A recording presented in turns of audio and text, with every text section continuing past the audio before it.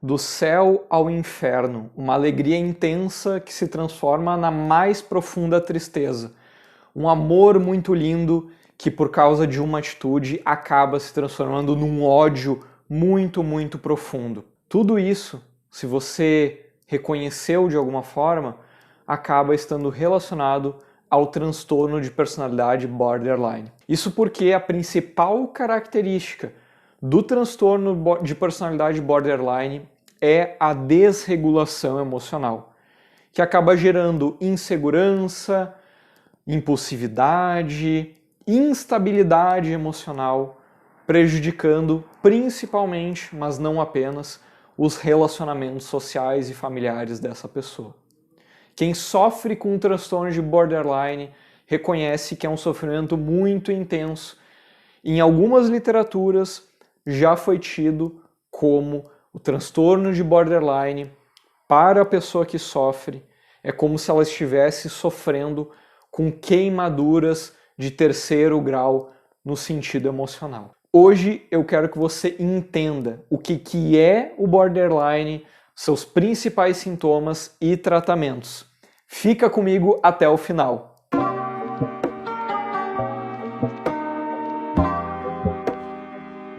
Olá, eu sou o Luiz, psicólogo e um dos 3 fundadores da Eureka.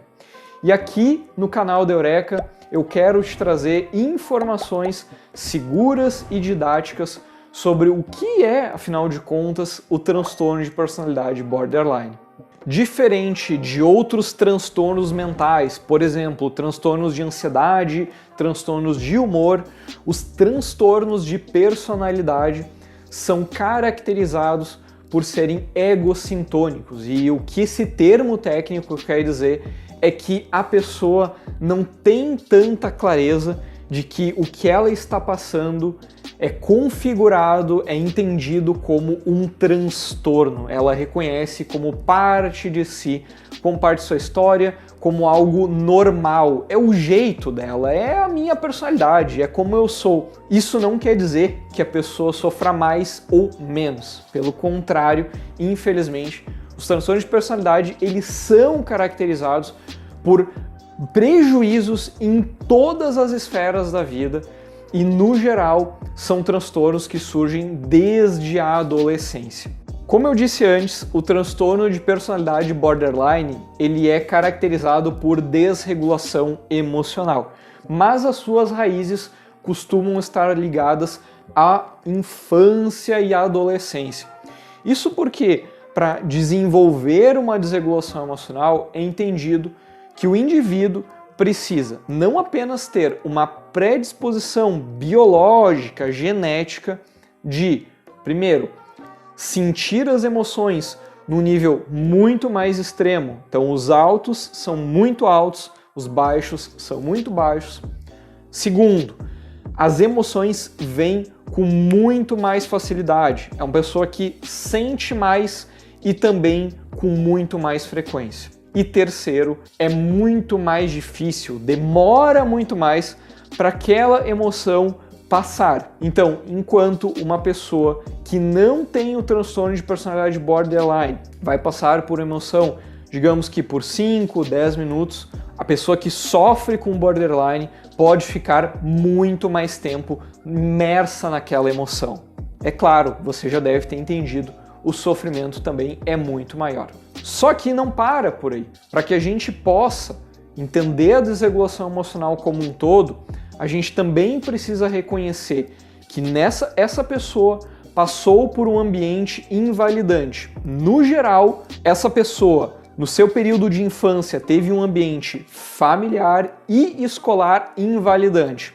Um ambiente em que as suas emoções eram reconhecidas como frescura, bobagem, tá chamando atenção, ou então falas como pare de chorar, você não pode chorar, deixa de sentir isso é feio.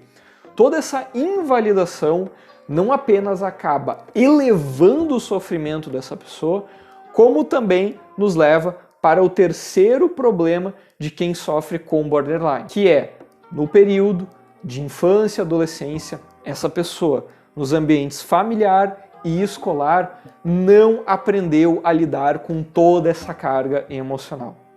Então, com esses 3 pontos, predisposição biológica, genética, ambiente invalidante e não ter aprendido, ninguém ensinou essa pessoa a lidar com tudo isso, com todas essas emoções, a gente tem ali a receita perfeita para um sofrimento extremo, que é a desregulação emocional.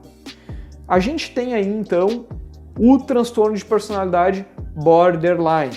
Afinal de contas, uma pessoa com desregulação emocional, ela sempre vai ter transtorno de personalidade borderline? Não. Inclusive, segundo os pesquisadores, a desregulação emocional ela não é restrita ao transtorno de personalidade borderline.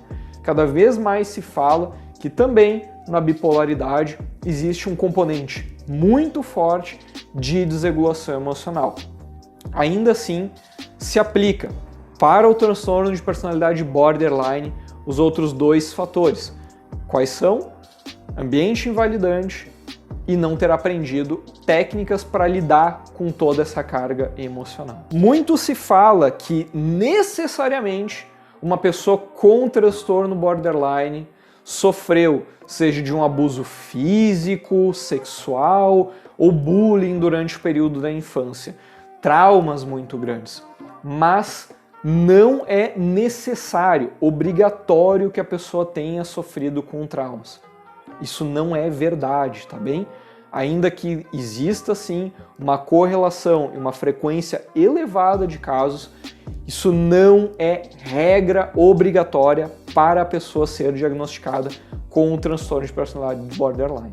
E antes de seguir aqui falando sobre características e sintomas do transtorno de personalidade borderline, se você está gostando aqui desse vídeo, já deixa o seu like, clica no joinha, no botão de curtir aqui embaixo, para que a gente entenda que você gostou e a gente siga gravando novos vídeos sobre esse assunto e outros sintomas. Beleza? Já deixou aqui o seu like? Então vamos nessa! E um dos pontos que eu quero aprofundar aqui com você é para quebrar esse mito de que a pessoa com borderline ela é uma pessoa que tem muita frescura. Gente, pelo contrário, vamos lembrar aqui que o ambiente invalidante foi um dos fatores que levou essa pessoa a desenvolver todo esse sofrimento. Mas não apenas isso, também estudos científicos mostraram que pessoas diagnosticadas com borderline sentem mais as emoções a nível biológico. Então, se para você que porventura não tem o transtorno borderline, uma emoção de 0 a 10 costuma chegar no nível 6, no nível 7, para o borderline pode, e na maior parte dos casos, chegará ao nível 10, ao extremo, ao máximo de intensidade daquela emoção. O que nos leva para o segundo ponto que eu quero trazer aqui, que é, com emoções extremas, atitudes extremas também acabam sendo tomadas. E não é que essa pessoa não se arrependa depois, é claro, ela se arrepende e costuma ser um arrependimento muito intenso, muito sofrido. Mas antes desse arrependimento muito intenso, também acabam ocorrendo atitudes, palavras, agressões verbais, físicas e muitas vezes contra si mesma. Tudo isso, todo esse extremo, todo esse caos emocional acaba, é claro, gerando um prejuízo muito grande para as relações sociais. Segundo o que a literatura nos traz e a própria experiência clínica nos faz perceber, é que o indivíduo borderline ele tem um medo de abandono e rejeição enorme. Então, muitas vezes, essas atitudes extremas estão relacionadas a tentar manter aquele relacionamento de amizade ou amoroso mais próximo. Ao menor sinal, que pode não necessariamente ter relação com um afastamento, um abandono, mas por essa pessoa ter esse medo extremo de rejeição e abandono, ao menor e mínimo sinal, ela pode acabar ativando o seu modo rejeição e tentar puxar essa pessoa para mais perto.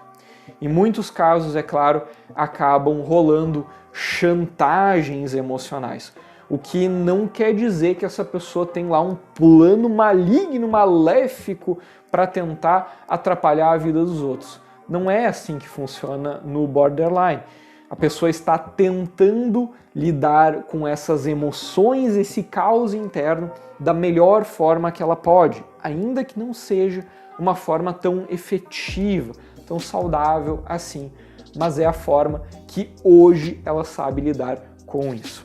Tudo isso, é claro, eu preciso também mencionar que o paciente, a pessoa que tem borderline, com muita frequência acaba tendo um histórico de autolesão ou automutilação e uma ou mais tentativas de suicídio.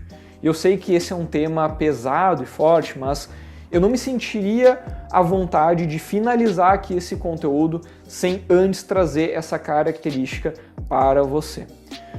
Talvez você se pergunte, mas Eureka, sempre a pessoa com transtorno de personalidade borderline, ela precisa ter a autolesão, ela precisa ter as tentativas de suicídio presentes? Mais uma vez, não necessariamente, ainda que numa frequência muito e muito elevada. As pessoas às vezes também já nos perguntaram, mas a autolesão, ela por si só, ela é uma doença? A autolesão é um sintoma de um sofrimento muito grave e pode sim estar relacionada ao diagnóstico do transtorno de personalidade borderline. Então, se hoje você se identificou com algum dos sintomas que eu trouxe aqui, é muito importante que você busque ajuda profissional. A Eureka é uma clínica de psicoterapia que atende no Brasil, em várias cidades, de maneira presencial e no mundo inteiro de forma online. Então, se você se interessou, gostaria de agendar uma conversa com um dos nossos psicólogos, alguns terapeutas da Eureka possuem experiência e treinamento na terapia comportamental dialética, que é o tratamento padrão ouro para o transtorno de personalidade borderline. Então, se você gostaria de saber mais sobre a nossa psicoterapia, entre em contato conosco, agende um momento no nosso site e nós queremos te ajudar. Mas nem tudo é tragédia, tá certo, gente? Uma pessoa com borderline não é uma pessoa inválida, incapaz, que nunca vai conseguir viver uma vida plena. Pelo contrário, a experiência com borderline é de que, com muita dedicação, acompanhamento de psicólogo e psiquiatra, a pessoa pode viver sim muito bem, sabendo lidar com os sintomas, aprendendo técnicas para lidar com as crises e descobrindo como, afinal de contas, ela pode viver a melhor vida possível. Para isso, é claro, ajuda profissional é necessária. Eu quero falar um pouquinho mais sobre a terapia comportamental dialética e por que, afinal de contas, ela é o tratamento padrão ouro. É porque na terapia comportamental dialética, a psicoterapia não se mantém restrita a sessões individuais. É também muito recomendado que o indivíduo participe dos grupos de treinamento de habilidades. E nesses grupos, a pessoa vai descobrir como novas técnicas e novas formas podem ajudá-la a lidar melhor, tanto com as crises, quanto com as emoções, mas também com os seus relacionamentos e o seu ambiente de trabalho. É um tratamento bastante completo e é, sim, o mais recomendado para o indivíduo que está sofrendo de borderline. E é claro, o psiquiatra ele não fica de fora dessa. Como eu falei antes, o psiquiatra ele não vai enfatizar tanto a parte da psicoterapia, mas sim o tratamento farmacológico, os remédios psiquiátricos, para que essa pessoa possa sim ter uma resolução daquela predisposição, aquela dificuldade de cunho biológico. Então, muito provavelmente, o psiquiatra venha a receitar estabilizadores de humor para que a parte biológica fique amenizada e não seja tanto assim um problema para o dia a dia da pessoa. Se você gostou do vídeo aqui hoje, e eu espero que você tenha gostado, não deixe de se inscrever aqui no nosso canal, em que a gente está toda semana dando novas dicas e novas informações sobre saúde mental. Eu vou ficando por aqui, foi um grande prazer estar com vocês e até a próxima. Tchau, tchau!